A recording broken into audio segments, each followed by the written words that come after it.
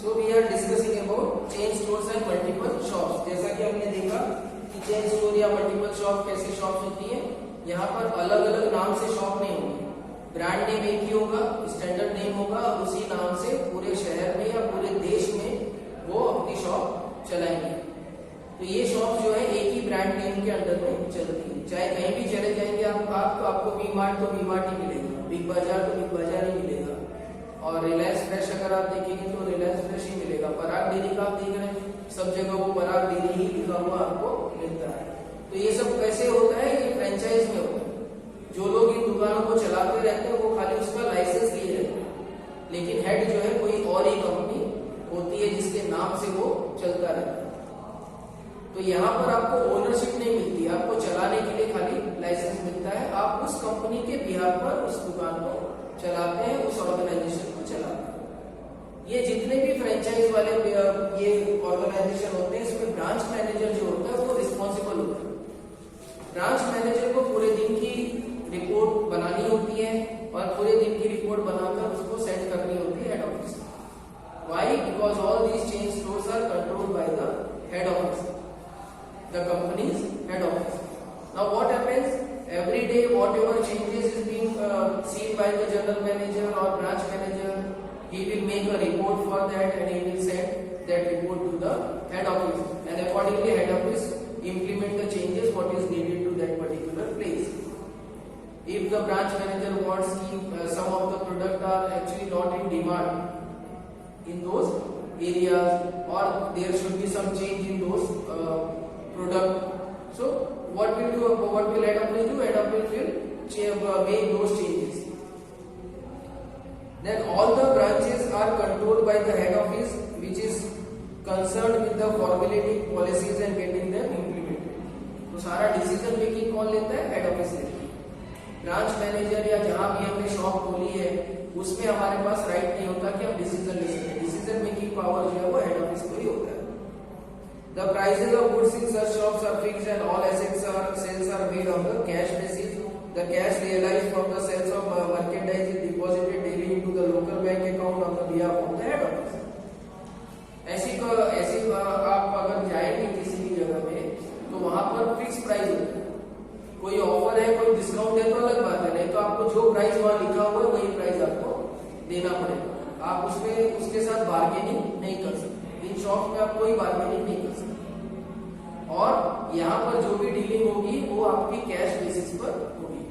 यहाँ पर क्रेडिट नहीं चलता है, क्रेडिट कार्ड चलता है लेकिन क्रेडिट नहीं चलता है। तो आप ये सोचिए कि आज मैं जाऊँ बिग बाजार से शॉपिंग करूंगा और फिर कल जाऊंगा और पेमेंट कर दूंगा, so that would not be happen. You have to pay cash, और हर दिन का जो कैश जमा होता है वो कैश लोकल बैंक में हेड ऑफिस के अकाउंट में जमा कर दिया जाता है। वो अकाउंट होता है, उस अकाउंट में जमा कर दिया जाता है। The head office normally appoints inspectors who are concerned with the day-to-day supervision of the shops in respect of quality of customer service provided, adherence to the policies of the head office and so on. ये लोग अपने inspectors appoint करते हैं। जैसे government का भी जो food department है इनमें इंस्पेक्टर होते हैं, स्कूल में भी इंस्पेक्टर्स आते हैं इंस्पेक्शन के लिए। जो लोग आते हैं दे आर कॉल्ड इंस्पेक्टर्स। तो स्कूल में भी आते हैं इंस्पेक्शन के लिए, बराबर फैसिलिटी है या नहीं, बच्चों की पढ़ाई बराबर से है या नहीं, टीचर्स पूरे हैं या नहीं है। तो इस तरह गवर्नमेंट जिस तरह से रखती है उस तरह से ये जो कंपनियां हैं ये भी अपने इंस्पेक्टर्स अपॉइंट करती है। They go to the branches wherever these branches are situated. They see whether the proper working is going on or not, whether all the things are properly maintained or not, all these things, quality of goods are maintained or not. So all these things are inspected by the inspector. The chain operation is most effective in handling high volume merchandise whose sales are relatively constant throughout the year. और ये chain offices जो chain shops बनती हैं वो shops का ज्यादा importance क्या है कि इनका सेल लार्ज स्केल पर होता है और ये सेल पूरे साल चलता रहता है। उसमें कोई मतलब इनमें सीजन में कम हो जाएगा, ज्यादा हो जाएगा, ऐसी कोई सिचुएशन इनको प्रॉब्लम नहीं होती है। सेलिंग जो है लगातार चलती रहती है। In India Bata shoe stores are typical example of such shops. Similar type of retail outlets are coming up in other, for example the exclusive showroom DCM, Raymonds, fast food chain of Nirula's and McDonald's, ये सारे chain shops ही हैं। Now we will talk about some advantages. Economy of scale है, large scale पर होता है, head office पूरा control करती है। तो as there is central procurement the multiple shop organisation enjoy the economy of scale, elimination of middleman. ये जो मैन्युफैक्चरिंग कंपनी होती है वही बनाती है शॉप्स, उन्हीं के द्वारा चलता है शॉप। तो मैन्युफैक्चरर, फिर डिस्ट्रीब्यूटर, फिर होलसेलर, ऐसी कोई चेन नहीं बनती है। सीधे कंपनी जो है वो सीधे कस्टमर को बेचती है। नो बैड डेट्स, कैश में ट्रांजेक्शन है तो कोई भी उधार का प्रॉब्लम नहीं होता है, कोई बैड डेट्स नहीं रहती है।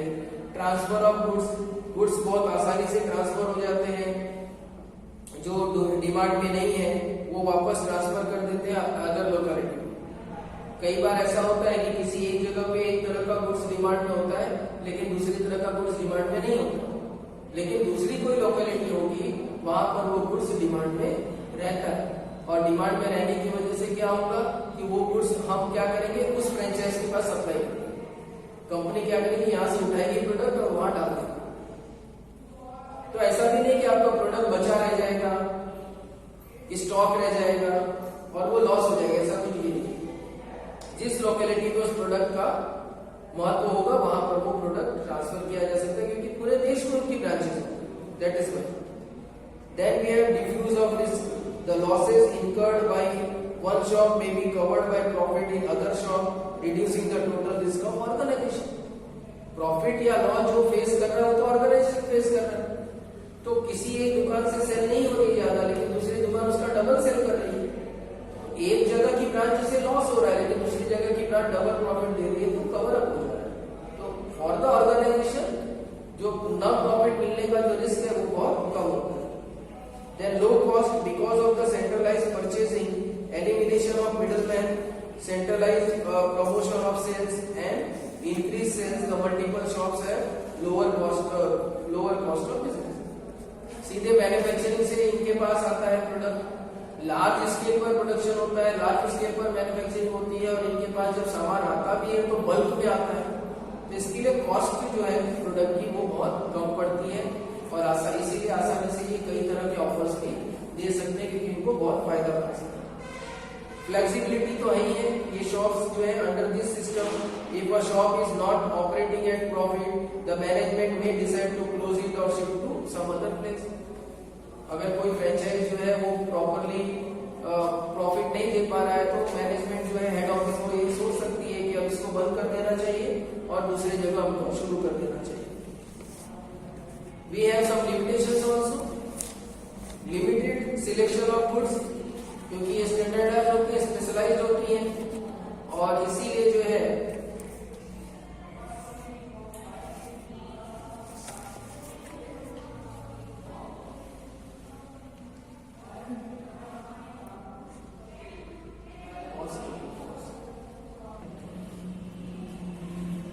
So first limitation is selection of goods.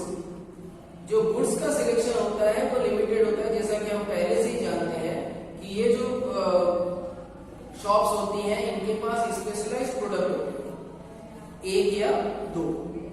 तो आपको जाना भी है, अगर आप ऐसे शोरूम में जाएंगे तो आपको सिर्फ उसी ब्रांड के प्रोडक्ट वहां पर मिलेंगे। आप ये सोचे कि और भी किसी ब्रांड के प्रोडक्ट हम ले लें, कुछ और ले लें, तो ऐसी चॉइस आपको वहां नहीं मिलेगी। चाहे वो ईटेबल्स में हो, चाहे वो ब्रांडेड शूज में हो, चाहे वो ब्रांडेड शर्ट्स या ड्रेस में हो, तो आपको वही मिलेगी, उनके ही सिलेक्शन मिलेंगे, कलेक्शन मिलेंगे। आपको अपनी वैरायटी की कलेक्शंस नहीं मिल पाएंगे। तो सिलेक्शन जो है वो बहुत कम हो जाता है। Lack of initiative, the personnel managing the multiple shops have to obey the instruction received from the head office. जो भी मैनेजर्स हैं, जो भी वर्किंग स्टाइल है शॉप की, वो हेड ऑफिस मैनेज करते हैं, वो आप अपने हिसाब से नहीं समझ सकते। अगर आप अपनी लोकेलिटी में चाहते हैं कि कुछ चेंज किया जा सकता है और आपको अच्छा लगता है वो चेंज करना, तो आपको पहले परमिशन लेनी पड़ेगी हेड ऑफिस से।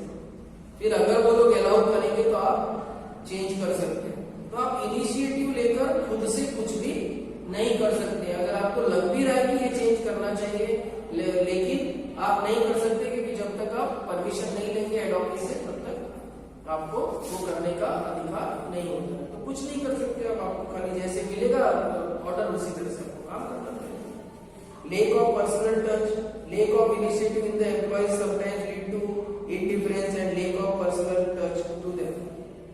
सभी लोग जो भी वहां पर कंट्रोल कर रहे हैं, अगर उनको पता है कि भाई हम अगर खुद से चाहे तो यहाँ कुछ भी नहीं कर सकते हैं, हमें हेड ऑफिस से ही परमिशन लेना पड़ेगा, तो वहां पर जो एक पर्सनल टच होना चाहिए, काम से जो जुड़ाव होना चाहिए, वो जुड़ाव कम हो जाता है। लोग सोचते चलो ठीक है, कंपनी को ही डिसाइड करना है तो हमें क्या करना है, जो जैसा है उस तरह से चल लेते, इस तरह से सोच लेते हैं। Difficulty to change the demand, if the demand for the merchandise handled by multiple shops change rapidly, the management may have to sustain huge losses because of the large stock lying unsold at the central depot. समझ लीजिए demand बार बार बदल रही है, हर 2-3 महीने के बाद जो है कंट्री में प्रोडक्ट की डिमांड चेंज होती जा रही है। तो उसमें प्रॉब्लम क्या आएगी कि कंपनी ने अगर माल बना लिया है और उसका स्टॉक कर लिया और वो माल डिमांड से निकल गया, वो प्रोडक्ट डिमांड से हट गया, जैसा कि मोबाइल फोन्स में होता है, 2-3 महीने के बाद में ये अपग्रेड मोबाइल्स आ जाते हैं। तो ऐसी अगर चीजें होगी जहां पर 2-2, 3-3 महीने में डिमांड अगर चेंज होती रहेगी तो कंपनी को बहुत बड़ा लॉस इसमें हो सकता है। This is what about multiple chain shops. Today we will stop here.